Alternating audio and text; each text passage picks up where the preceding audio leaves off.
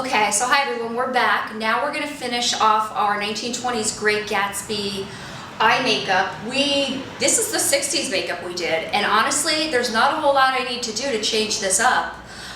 Speaking of decades and things, anybody that knows me knows that I love period makeup. I'm a huge fan of the BBC, PBS, any kind of documentaries and old films and things like that. And I think it's really important for aspiring makeup artists to get to know the looks of the decades, because when you're on jobs, a lot of the times you're called back to recreate a look.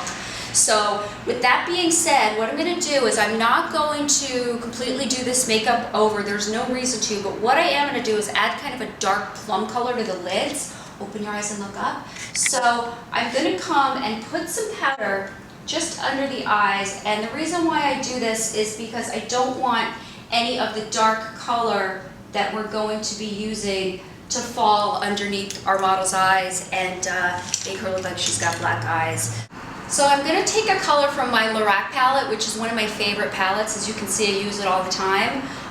The deep purple is really, really beautiful. In the 1920s, the whole point to the makeup was to look like a doll. So they wanted the eyes to become really, really round. It's not the almond shape that we do today, which is like the Kim Kardashian smoky eye. They wanted you to look like a little doll. And they didn't really use lashes back then. Although most of the time when we create the looks now, we do use lashes just to get the drama. And eyeliner was very rare too. It was really more about just a lot of smoky color on the lids. So I'm going to go ahead and put the purple just on the lid, and then just slightly bring it up just like this into kind of a semicircle. Now listen, the highest point of the eyeshadow for the 1920s look is going to be in the center of the eye. What that's going to do is it's going to create a rounder look to the eye. So let me come in and do the other side. Looks a little messy right now, but we'll come back in and clean this up. So we'll come in and blend it out, remembering to keep it the highest point in the middle of the eye. Open your eyes up, huh? And that's really all you need to do to the top of the eye. Now we're going to come with a much smaller brush, something about this size, and we're just going to go ahead and smoke up the underneath part of her eyes. Again, concentrating in the center, so that's where I'm going to start. Look all the way up. So I'll start there where I want the most product.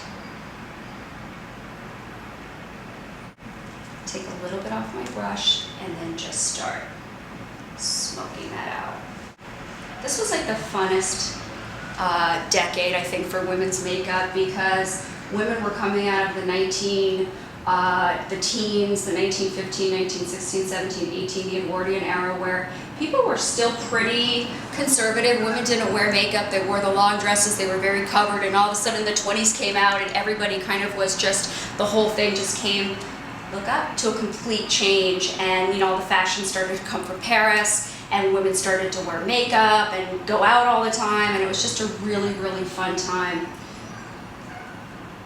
Alright, so there we go. I have a little bit of eyeshadow right there. Let me clean that up. I'm going to take just a sponge, give her a little cleanup,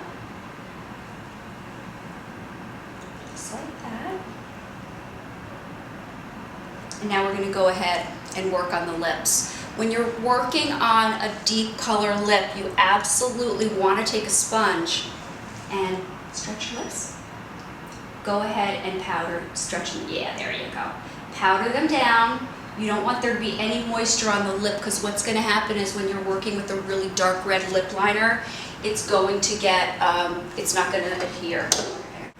Now, when I do intense color lips, and the lips of the 20s were teeny weeny little lips. They didn't even draw them into the outer corners of the lips. They were actually like little Cupid doll lips.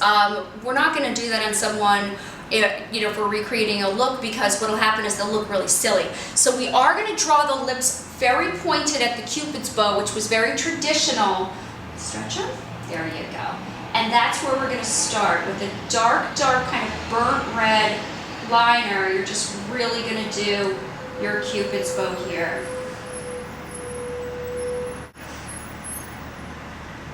And that's where I like to start. I like to do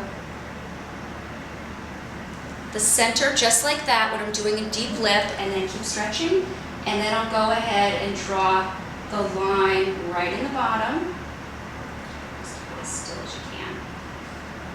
All right, and once you've got that done, then it's just a matter of connecting the dots.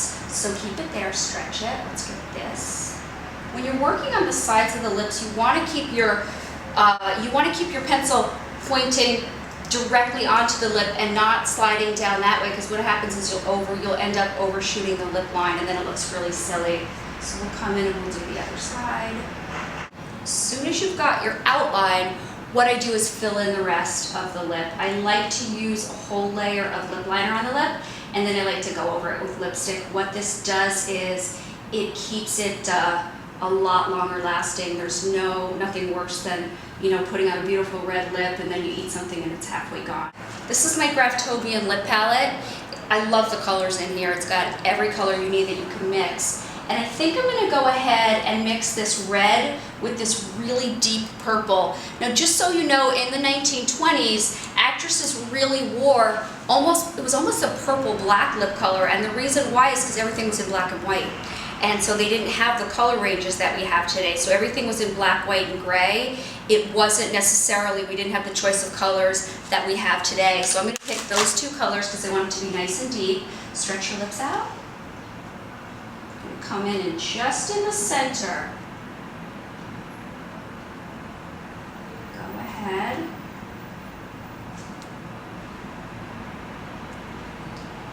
And go over the liner just to smooth it out a little bit.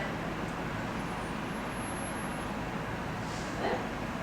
And now this is my trick for the bottom lip, because when you can't get it straight and you're not sure what's going on, this is going to be what's going to kind of help you to do it. So I need you to go like this for me. There you go. You have the model stick the bottom lip out, and look at that. You can see what's happening there. You can see how jaggedy it's getting. So I'm going to go ahead and fix that up just a little bit. I'm going to take a Q-tip, close your eyes, and I'm just going to clean up in the inside area of the eye here. What happens is when we're working with dark colors, we don't always realize how much makeup's collected in the inner corner of the eye, and it's really important that you go ahead and you clean that up. Okay, so that's it. That's our 1920s look. That's our Great Gatsby look, our artist look, our Clara Bow look. And I hope you enjoyed the video and you really learned how to get a good grip on how to do this look for the 21st century.